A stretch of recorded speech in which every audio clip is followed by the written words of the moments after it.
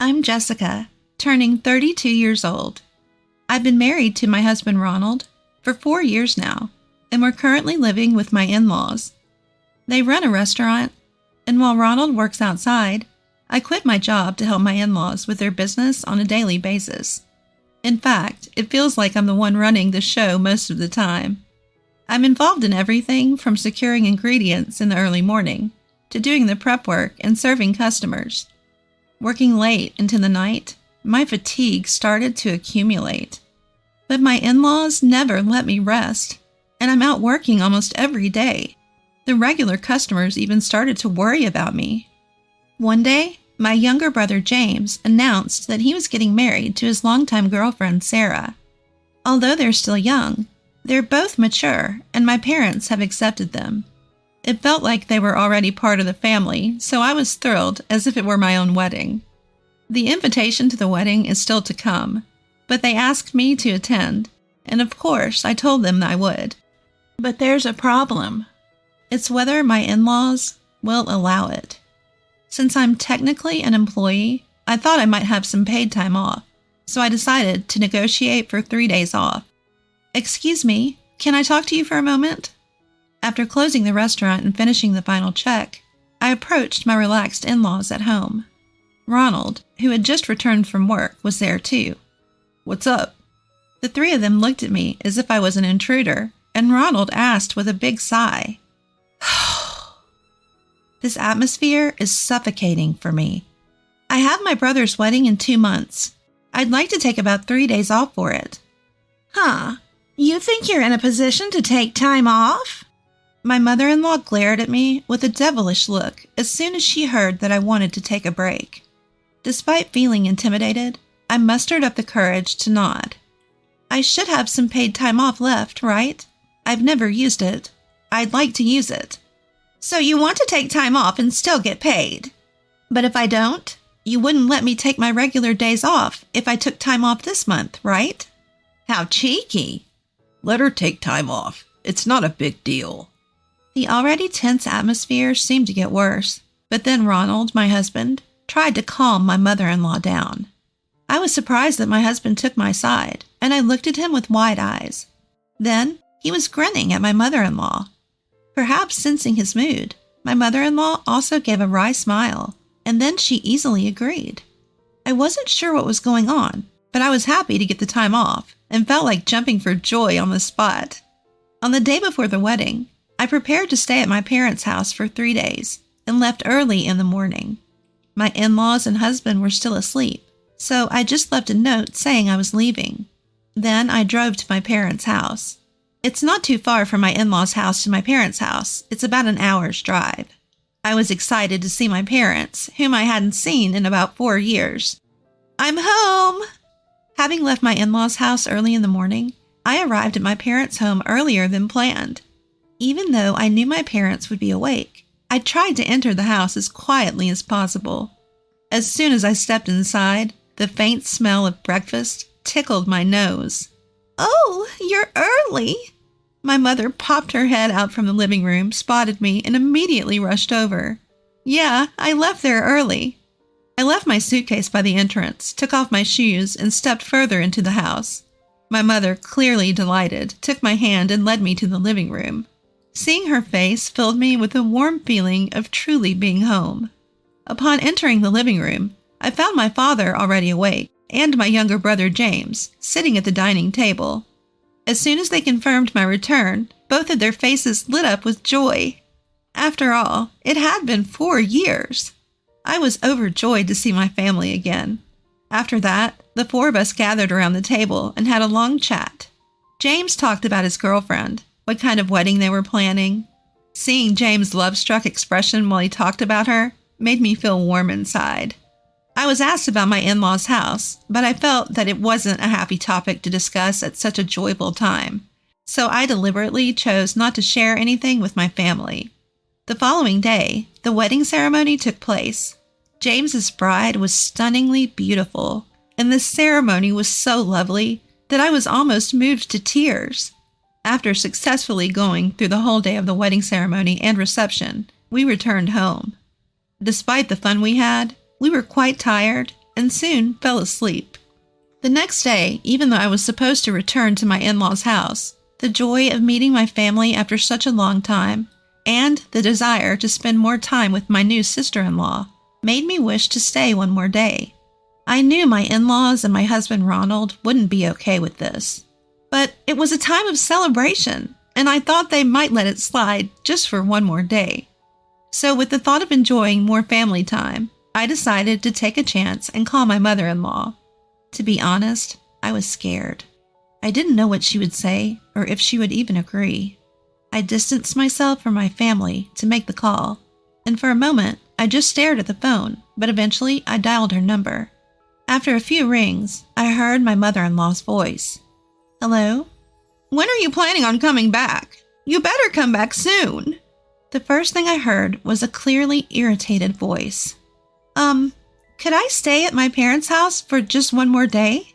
Despite feeling uncomfortable with my mother-in-law's words, I timidly asked her. My mother-in-law sighed heavily after hearing my words and went silent for a while. That silence felt unbearably long to me. Just as I was thinking that it was impossible and I should start preparing to return, I heard a snicker from my mother-in-law over the phone. You really only think about yourself, don't you? You don't have to come back ever again. What? I was speechless at her unexpected words. Then my mother-in-law, still laughing, said, Why don't you just divorce Ronald? We don't need a useless daughter-in-law like you. And it seems like Ronald doesn't need you anymore either. What does that mean? I asked my mother-in-law, unable to understand what she was saying. Laughing, she told me to figure it out myself and hung up the phone. I wondered if she really meant what she said, and as I looked at my disconnected phone, I decided to contact my husband, Ronald. Hello, what's up? Judging from Ronald's voice, it seemed nothing unusual had happened. I'm sorry for interrupting your work. I just called your mom and asked if I could stay at my parents' house for one more day. What did my mom say? She said I don't have to come back, and she also said we should get a divorce. She said you don't need me anymore. I told Ronald honestly what his mother had said when he asked me. I couldn't believe he would think such a thing. I thought his mother must have said those words lightly out of irritation because I wasn't coming back. However, Ronald fell silent for a while after I spoke and then sighed heavily. Well, I didn't want to have to say this, but I want to break up with you, Jessica. What? His unexpected words left me in shock, as if time had stopped. We've been married for 4 years, and it's not like I hadn't felt that our love was gone. But I had put up with Ronald's parents to preserve our life together. Why? I asked, trying to hide my agitation, to know why he felt that way. My hand was trembling, and my heart was pounding. Depending on his reasons, it might be possible to fix things. If there was something wrong with me, I could change. Even if the love was gone, I still wanted to be with Ronald. I prayed from the bottom of my heart that Ronald's words would be something we could fix. The thing is, there's someone else I like. Oh, it's over. Anyone would know that hearing the word someone else from Ronald meant our relationship couldn't continue. Well, that's it then. Ronald hung up before I could respond. I stood still, unable to do anything, not even cry. What's wrong? After what seemed like a long time, my mother came over with a worried look on her face. When I looked at her, I saw my father peering in from a little behind her. No, it's nothing. The divorce wasn't final, and I didn't think it was appropriate to discuss it on such a happy day, so I tried to put on a smile so my parents wouldn't suspect anything. My mother seemed to sense something was off, but she didn't say anything more. After that, I spent a fun time not thinking about what my mother-in-law or Ronald had said, partly because my brother and his wife had come over. Rather, it felt like I was forcefully putting on a happy facade. My parents, my brother, and his wife all went out, laughed a lot, and talked a lot. I might have been desperately clinging to everyone, not wanting to be alone. My brother and his wife seemed to suspect something was up. Jessica, Are you going back tomorrow? We all went to a cafe, and while our parents were ordering, my brother and his wife and I sat at a table. Well, I honestly didn't know if I could go back. That's why I couldn't answer right away. Are you okay? You seem to be faking your cheerfulness today. Yeah, it's odd, isn't it? I knew my younger brother and his wife occasionally gave me worried glances. That's why I can't deny it. Is something wrong? My younger brother has always been kind. Whenever I'm feeling down or anxious, he's quick to notice and offer words of comfort. To outsiders, it might seem like he's a big fan of his older sister. Nothing's wrong, I reply, forcing a smile. But James and his wife keep staring at me. I feel uncomfortable under their gaze, as if they could see right through me. What's with the staring contest? At that moment, our parents return to the table with drinks. Perhaps they find our behavior amusing, as they both wear gentle smiles. Taking this as a cue, James and his wife break their gaze from me, assuring our mother that everything's fine, and the conversation picks up again on a different topic. But the lively atmosphere quickly fades.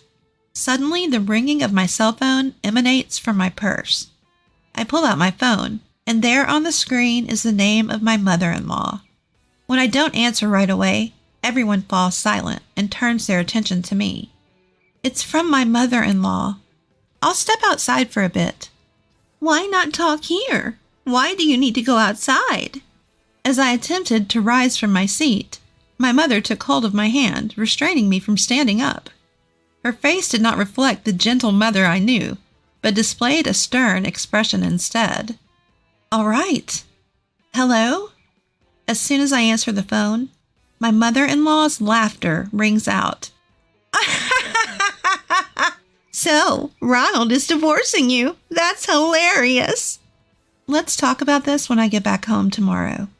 Due to our close proximity, my mother-in-law's voice can be heard by my parents. I tried to tell her that now is not the time to discuss this, but she doesn't seem to want to stop talking. Good riddance. You've been living your married life blissfully unaware that Ronald was cheating on you. You were never good enough for our family from the start. Oh, I feel so relieved now that you're gone. Ronald said he'll send the divorce papers. So don't bother coming back. We'll send your things later. With that, she hangs up. Cheating? I froze on the spot, phone in hand. I was shocked when I heard he had someone else, but to learn that he was cheating on me? It's devastating. What was the point of all the time I spent trying to please my in-laws and my husband? As I ponder this, I can't stop the tears from flowing. Jessica. My parents and James's couple probably heard everything. My mother-in-law's voice is too loud, so even at the lowest volume, anyone close by can hear her. I can't make any excuses or show a smile, so I just look down. What just happened? My father's quiet, low voice echoes. As I try to hold back my flowing tears, my mother hands me a handkerchief. I accept it and press it to my eyes, the faint scent of my mother's perfume reaching my nose, further stirring my emotions and causing my tears to flow even more. I thought I heard something about cheating. I can tell the atmosphere has instantly frozen over. I don't dare look at their faces, but I can imagine their expressions of shock.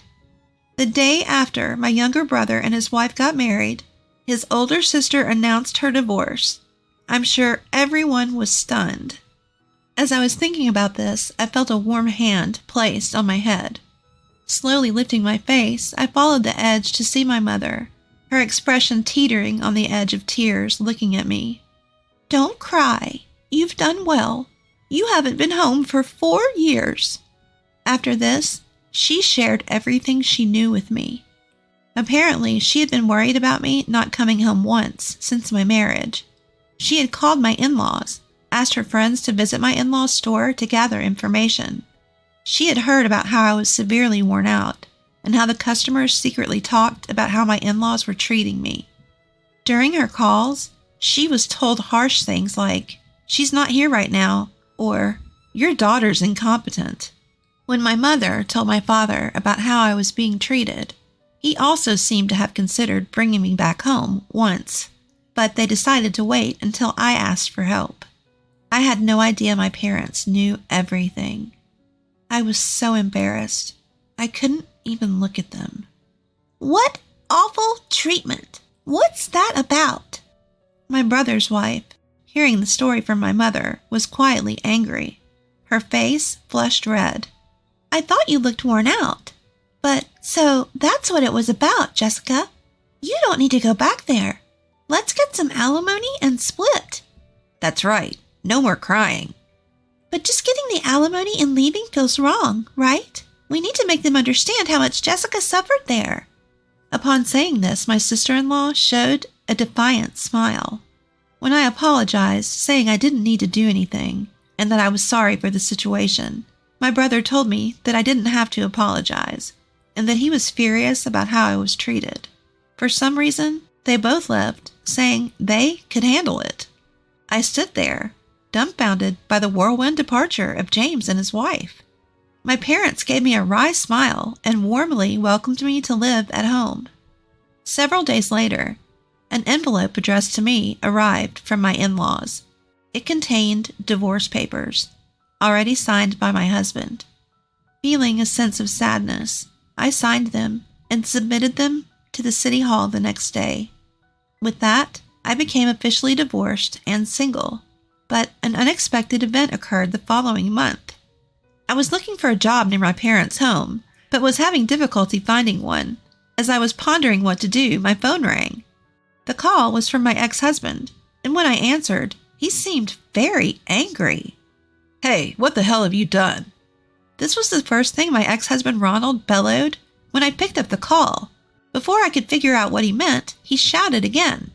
Since we got divorced, not a single customer has come to my parents' shop. Suppliers are saying they want to end their contracts. It's your fault. My parents are struggling because of you. I had no clue what he was talking about. I couldn't think of anything I had done to cause this. What are you talking about? I haven't done anything. Don't lie. Who else could it be but you? No matter how hard I insisted it wasn't me, he wouldn't listen. He even said, if we couldn't resolve this over the phone, he was going to come over with his parents. I pleaded with him not to come, but he told me to prepare myself and hung up. I rushed to my mother and explained the situation. She seemed calm and started making a call. I was getting frustrated at her nonchalance, not knowing what to do.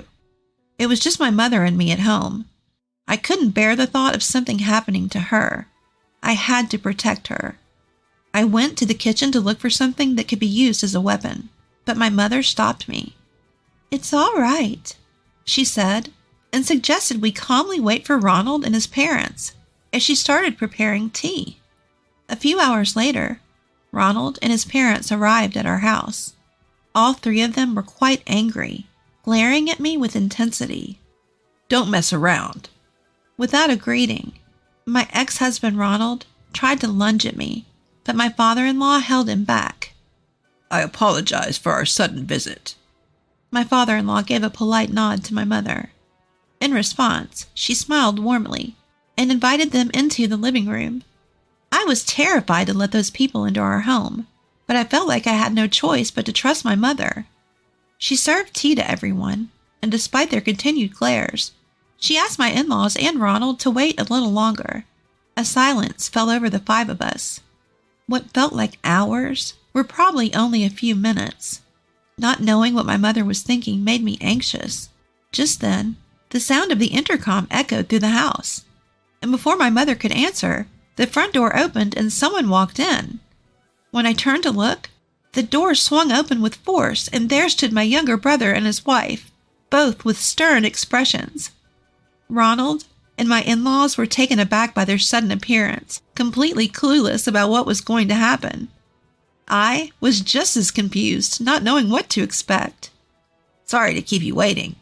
My brother, wearing a suit, took a deep breath and sat next to me, followed by his wife. What's this? Bringing out your little brother? Ronald snorted dismissively, shooting a condescending glance at my brother. My mother informed me of your visit, so I hurriedly prepared for this. You wouldn't believe how long I've been waiting for this moment." With that, my brother placed an envelope on the table and started pulling out several documents, among which were some photographs. Curious, I peered over and saw the topmost paper labeled Investigation Report. "Ronald, you've been having an affair, haven't you?" At my brother's words, Ronald's eyes widened in shock. But my brother didn't stop there. He had apparently gathered evidence of Ronald's infidelity. "We have all the proof we need. We've also obtained testimony from the woman you cheated with. Therefore, on the grounds of adultery, we will be seeking damages." At my brother's words, everyone but my mother and my brother's wife, including me, wore surprised expressions. "What are you talking about? We're already divorced. Aren't you aware? Even after a divorce, if evidence of adultery committed during the marriage is found, damages can be claimed." With a smirk, my brother left Ronald speechless. "Enough of this. We're here to discuss what this woman has done. She's disrupting our business. She must have spread false rumors to our clients." Unable to hold back any longer, my mother-in-law stood up, pointing at me and shouting, with such force that I had to back away.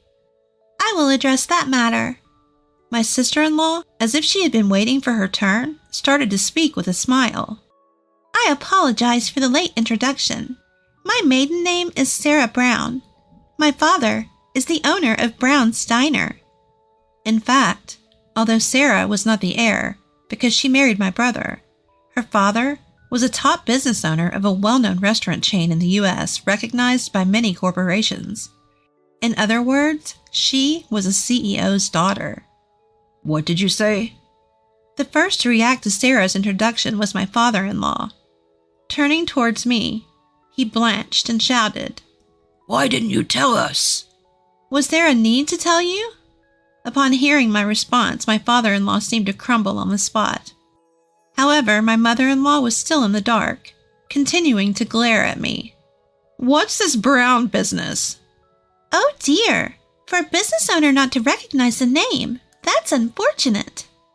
Sarah cast a pitiful glance at my mother-in-law, who was now turning a darker shade of red.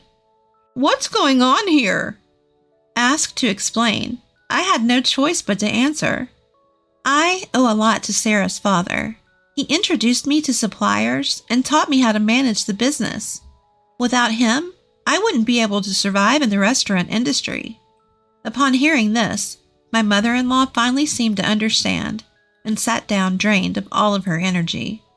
"I've done some research. It seems that you, Jessica, were the one managing the business all this time. The good reputation with customers, all thanks to you. Even the suppliers were willing to work with us because of you. Without you, they see no reason to continue." Sarah continued to speak, grinning from ear to ear. According to her, just days after I stopped coming in, our regular customers said there was no point in coming if I wasn't there, and they stopped showing up. The same went for the suppliers. They had been willing to work with us because I was there, but they didn't want to deal with my in-laws' restaurant without me, and so they withdrew. Sarah's father found out about all this, and with Sarah's appeal, decided not to help anymore. In other words, my in-laws' restaurant was abandoned by everyone, customer and industry peers alike. "If only you had appreciated Jessica, none of this would have happened." Sarah's face was full of joy as she chuckled to herself. I shuddered at the thought of what happens when you anger Sarah. My in-laws were speechless, but my ex-husband wasn't ready to give up. He continued to shake as he looked over the documents and then threw them on the floor and turned to me. "This is all your fault," he shouted, attempting to strike me, but my brother stepped in. "Are you still not done?" To my ex-husband, who had clearly lost his mind, my brother had a stern look on his face as he calmly said, "I won't forgive you for cheating and treating my sister so poorly." With that, my ex-husband laughed derisively. "What can you do? Have you forgotten? I was your brother-in-law, even if only for a short time." With that, my brother took out a business card he had hidden in his breast pocket and showed it to my ex-husband. The card indicated that my brother was a lawyer. He was affiliated with a well-known law firm, usually dealing with criminal cases, but occasionally he would represent people troubled by issues like infidelity. Seeing the card, my ex-husband realized he had lost and quietly sat down. "I think we're done here. Please leave." My mother spoke to my exhausted in-laws and ex-husband, standing them up and ushering them out of the house. Then she said to me, "Well done." Later, I found out from a friendly local restaurant owner, who had been kind to me during my marriage to my ex-husband, that my in-laws were unable to continue running their restaurant and had to shut down almost immediately. My ex-husband had been exposed for his infidelity at work. His reputation had fallen, and he had been forced to resign in disgrace. They moved away after that, so I don't know the full details, but they said it's likely going to be a tough life from now on. I was able to receive alimony from both my ex-husband and his affair partner, which I gave to James and my parents as a token of my gratitude. At first, they refused, but when I insisted, saying it's all I could offer, they reluctantly accepted. After that, I was able to find a job and have been spending happy times living with my parents. I owe it all to my family. I am truly grateful.